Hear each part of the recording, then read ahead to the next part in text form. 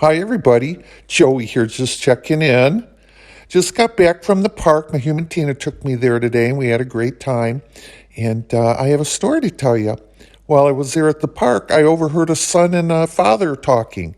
And the son asked his dad, "Dad, how come my sister's name is Paris?"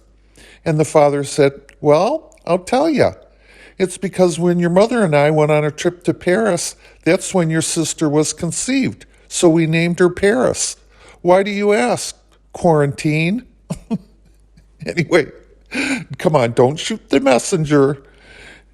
Take care, everybody. Have a great day. Love, Joey.